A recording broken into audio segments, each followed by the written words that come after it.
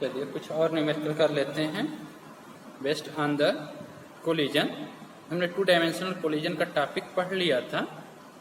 उसमें आपको बताया था a body which is moving in a plane, collision के बाद क्या होता है अगर वो प्लेन में चली जाए, ठीक, वो सेम लाइन में हेड एंड कोलिजन ना हो तो उसको बोलते हैं ऑब्लिक या 2 डायमेंशनल कोलिजन। तो उससे न्यूमेरिकल एक रिलेटेड हम कर लेते हैं सो दैट वो कंसेप्ट आपका क्लियर हो जाएगा। वहां पे हमने जब थ्योरी पढ़ा था तो वहां हमने θ1 θ2 एंगल लेकर के इसको एक्सप्लेन किया था। Today this numerical is based on that topic, same topic is there. इसको हम देखते हैं, पहले क्वेश्चन समझते हैं क्या हुआ है।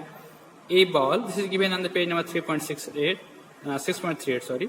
A ball moving with a speed of 9 metre per second, initial speed दिया हुआ है एक बॉल की। स्ट्राइक एन आइडेंटिकल बॉल, ठीक, सिमिलर बॉल है, मतलब उसका भी मास आपका आइडेंटिकल वर्ड मीन्स उसका भी मास इसी बॉल की मास के बराबर है।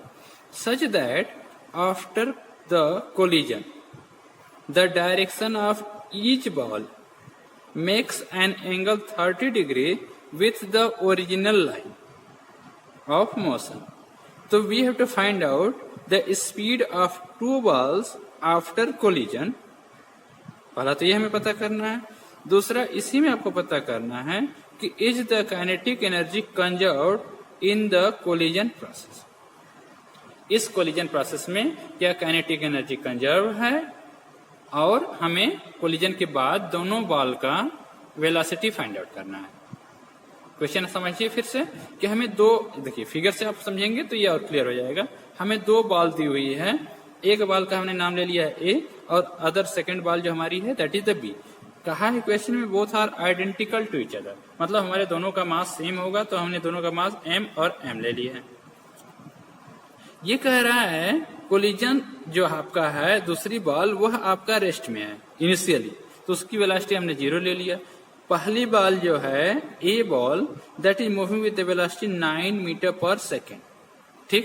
A ball coming in a horizontal direction, इससे स्ट्राइक किया, स्ट्राइक करने के बाद दोनों बॉल डेविएट हो गई, that will deflected from their path. Original path ये है, एक्स डायरेक्शन है, तो इससे कितना एंगल बना रहे हैं 30 डिग्री बॉल ए भी बना रही है और 30 डिग्री बॉल बी भी बना रही है। तो what will be there velocity, हमें पता करना है कि A1 की वेलोसिटी क्या होगी और हमें पता करना है A की वेलोसिटी क्या होगी और हमें पता करना है B की वेलोसिटी क्या होगी। तो V1 और V2 हमें पता करना है। क्वेश्चन समझ में आया कि हमें ये क्वेश्चन दिया हुआ है। अब चलिए हम इसको सॉल्व करते हैं, फिगर आपको क्लियर हो गया होगा। तो अब हम बात करते हैं कि हमें क्या दिया हुआ है, let us find out. Here we have given, here we have what given,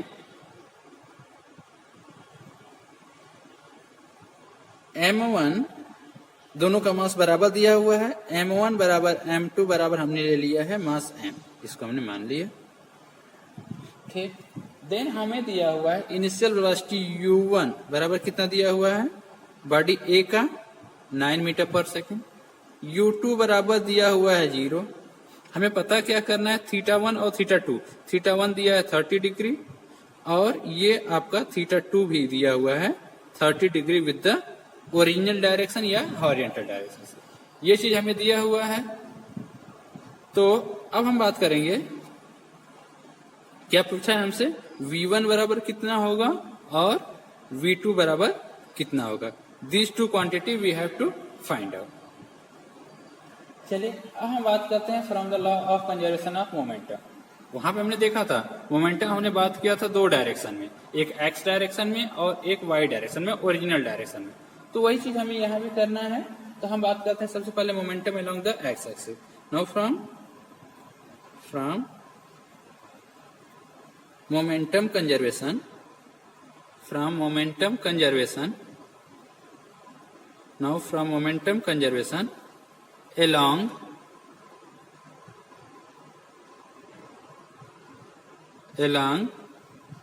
x axis, या इसी को जो क्वेश्चन के हिसाब से दिया है along और in ओरिजिनल लाइन, ये वर्ड यूज किया है क्वेश्चन में, तो इसलिए हम इसको यूज कर रहे हैं।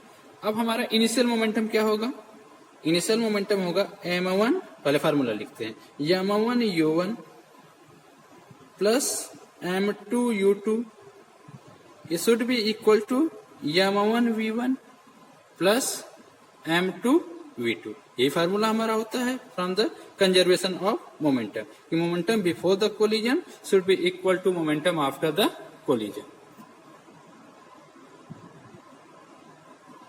तो ये हम रखते हैं वैल्यू, क्या मिलेगा हमें,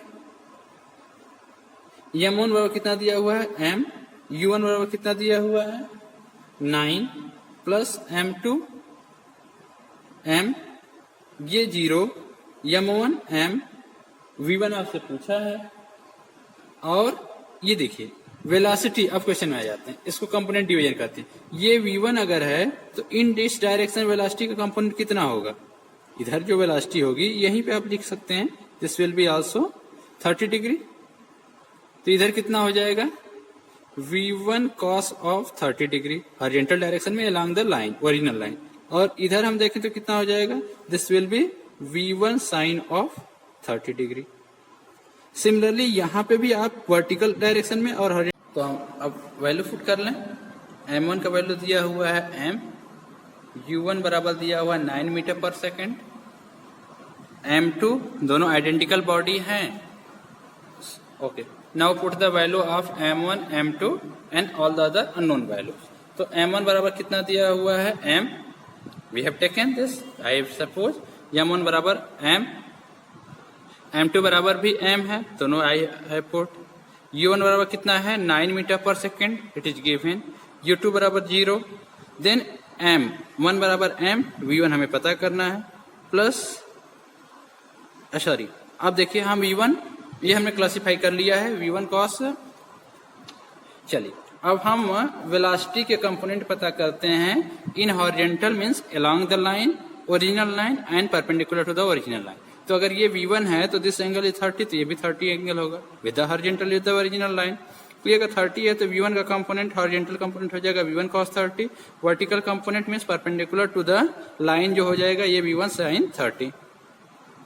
सिमिलरली बॉडी बी के लिए ये आपको हॉरिजॉन्टल लाइन है, तो दिस एंगल इज 30 डिग्री, तो ये भी 30 डिग्री हो जाएगा। तो here will be the horizontal component क्या हो जाएगा v2 cos ऑफ 30, और इधर कितना क्या हो जाएगा v2 sin ऑफ 30। ये कंपोनेंट हमारे पास हो गए। तो दिस इधर ये vertical component means perpendicular to the original line and this is along the original line. तो हम क्या पता कर रहे हैं, momentum along the original line in this direction. तो हमें वेलोसिटी के कंपोनेंट भी इसी डायरेक्शन में रखना चाहिए, इधर तो ठीक है, this velocity is along the original line, तो हमने सिर्फ इसके वैल्यू को पुट कर लिया, m into 9 plus 0 velocity is there is equal to m into v1, और यहाँ पे कितना कंपोनेंट है cos of 30 degree, plus mass m2 कितना है, ये भी m है, और ये हो जाएगा cos of this also 30 degree, और ये हो गया। यहाँ पे v2 होगा v2 cos ऑफ 30 डिग्री। ठीक, अब हम we can take something common, यहाँ से देखिए हम कॉमन लेस, इधर क्या हो जाएगा, दिस विल बी 0, ये हो जाएगा 9 इंटू m बराबर m इंटू cos ऑफ 30। अगर हम कॉमन लेंगे तो will get v1 plus v2। अब हम वैल्यू रख लें, m will be m is also here, m will be cancel out, 9 cos 30 का वैल्यू होता है √3/2, ये आप याद रखिएगा, और ये हो जाएगा v1 प्लस v2।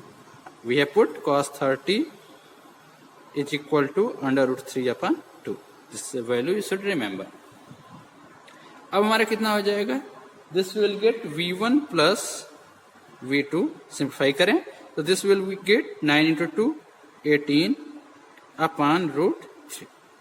इसको सिंप्लीफाई कर लेते हैं तो what will get, multiply with √3 factorize के multiplied by √3।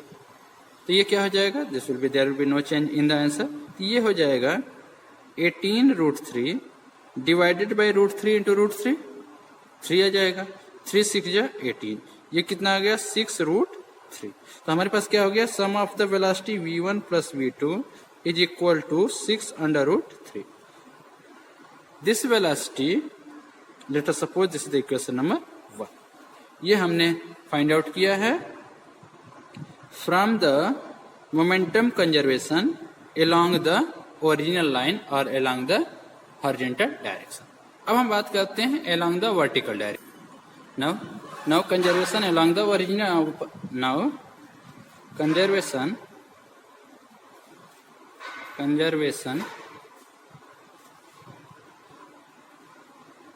of momentum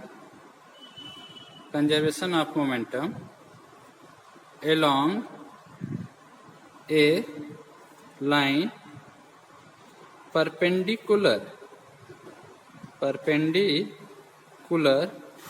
to the original line. मतलब that is along y axis. y axis के along में हम पता कर लें तो y axis में क्या होगा, m1 into component of u1 along the y direction कुछ नहीं है, m2 मतलब m ये भी कुछ नहीं है, बराबर m1 velocity of the body a का along the vertical direction, ये हो जाएगा v1 sign of 30 degree plus m2, अभी हम वैल्यू रख लेंगे m1 m2 का, v2 sine of 30 degree. This side will be 0 plus 0, this will be 0, बराबर m1 and m2, m v1 sin 30 1 upon 2 plus m2 m v2 sin 30 1 upon 2. So what we will get? We get one thing you remember. यहाँ पे आपका जो direction है, ये चीज थोड़ा सा आप नोट करिएगा. This should be we take minus. Why we are taking minus? Because this is momentum is along the negative y direction, नीचे की तरफ है, तो this we should take negative. और ये कितना हो जाएगा, m we can common half, ये हो जाएगा v1 minus v2. Why we have taken because of the negative y direction. Note क्यों हमने लिया, due to negative y axis. ठीक, वाई डायरेक्शन नीचे की तरफ हमने लिया है. तो ये क्या आपको मिलेगा, this will give v1 minus v2 बराबर 0, या क्या हो जाएगा v1 बराबर v2. This is the equation number 2. This equation we got from the conservation of momentum along the vertical direction. Now put this value in equation 1. Now substituting this value,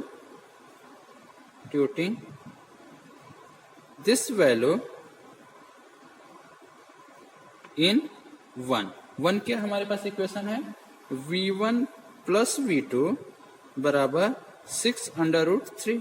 तो v1 बराबर v2 हम put करेंगे तो क्या हो जाएगा, v1 plus v1 बराबर 6 root 3.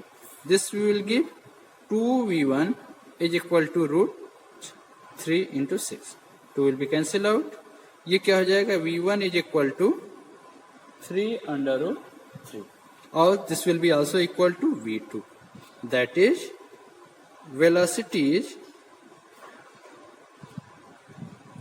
of the ball after the collision कितना हो जाएगा, v1 is equal to v2 is equal to 3 under root 3 meter per second. This we have got. Now second हमसे पूछा है कि what will happen about the kinetic energy, वो conserve होगी कि kinetic energy कंजर्व नहीं रहेगी. तो let us see हम क्या करना पड़ेगा. काइनेटिक एनर्जी कंजर्वेशन के लिए हमें एनर्जी देखना पड़ेगा कि पहले एनर्जी कितनी थी और बाद में कितनी एनर्जी है. तो पहले हम पता कर लें कि what we have the initial energy. तो हम पता कर लेते हैं पहले total kinetic energy before collision से पहले काइनेटिक एनर्जी कितनी थी. तो कितना हो जाएगा कि आई इनिशियल मान सकते हैं, हाफ, दो टोटल देखते हैं तो m1 u1 square plus half m2 u2 square should be there. अब वैल्यू रख लें तो ki बराबर कितना हो जाएगा, हाफ एम यू का वैल्यू कितना हुआ है, 9 दिया हुआ है, 9 का square plus half M into 0. This will be how much, this will be 81/2 m. This will become 40.5 into M. Mass we have not given तो हम रहने देते हैं. अब हम बात करते हैं total kinetic energy after the collision. After the collision, after the collision इसको हम लिखते हैं के फाइनल. ये half m1 v1 square plus half m2 v2 square. Value put करिए. हाफ m मास वही है, वेलोसिटी क्या दिया है 3√3 आया है, कैलकुलेट किया आपने, plus half into m into 3√3 whole square. ये कितना हो जाएगा, half and half will be 1, तो ये हो जाएगा m इंटू 3√3 का होल स्क्वायर. 3 से 9 इंटू 3, ये this will be equal to 27 m. ये तो आपको 27 m आया, और पहले आपके पास एनर्जी कितनी थी 40.5 m. तो ये है 40.5 m और दिस इज 27 m. तो कौन सा ज्यादा है, ki is more than, this implies that is ki is more than kf. Kinetic energy जो शुरू की काइनेटिक एनर्जी है, initial kinetic energy is more than the final kinetic energy. That is total kinetic energy, that is total kinetic energy, total kinetic energy before the collision is more than total kinetic energy after the collision. Hence what is there, hence क्या है, kinetic energy is not conserved. Kinetic energy, hence kinetic energy is not conserved during the collision.